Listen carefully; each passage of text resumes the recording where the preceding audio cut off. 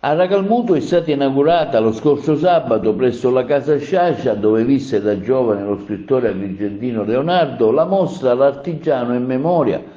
maioliche della bottega La Gioiosa di Burgio, una cinquantina di opere prodotte dalla bottega che per più di un mese arricchiranno le stanze dell'abitazione del celebre scrittore agrigentino. La mostra è stata curata da Vito Ferrandelli, organizzata dall'Associazione Promuceb del Museo della Ceramica di Burgio con il patrocinio del Comune di Racalmuto, dell'Associazione La Strada degli Scrittori, della Casa Sciascia e dell'Associazione Pandora Artiste Ceramiste. Presenti all'inaugurazione, oltre che a un folto pubblico, il sindaco di Racalmuto Buongiorno, il presidente e il vicepresidente dell'Associazione Promuceb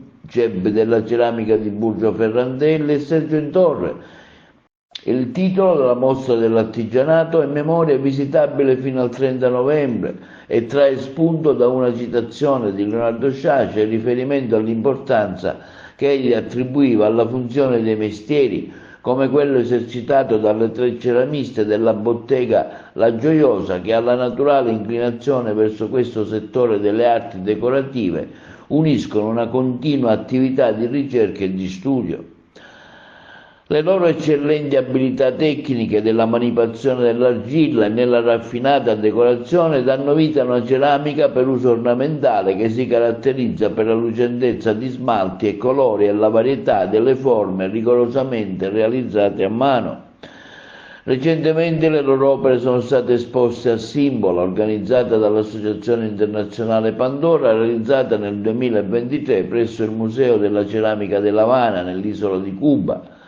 È un grande onore per la ceramica di Burgio, ha affermato Vito Ferrandelli, presidente dell'Associazione Promuceb della Ceramica di Burgio, essere stata accolta nell'abitazione in cui ha vissuto lo scrittore Sciascia, secondo il quale, come recita il titolo della mostra, l'artigianato in memoria e le ceramiche costituiscono certamente un richiamo alla memoria di un artigianato come quello di Burgio,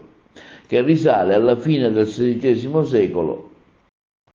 Il titolo della mostra, L'artigianato e memoria, richiama un'espressione di Leonardo Sciascia e la ceramica di Burgio ben rappresenta la memoria storica di un'antica tradizione artigianale che risale alla fine del XVI secolo e che, senza soluzione di continuità, è arrivata fino ai nostri giorni. E oggi, nella casa che fu del grande scrittore di Racalmuto, ne sono la testimonianza le raffinate maioliche in esposizione che in un simbolico connubio tra artigianato e letteratura coniugano tradizione e innovazione.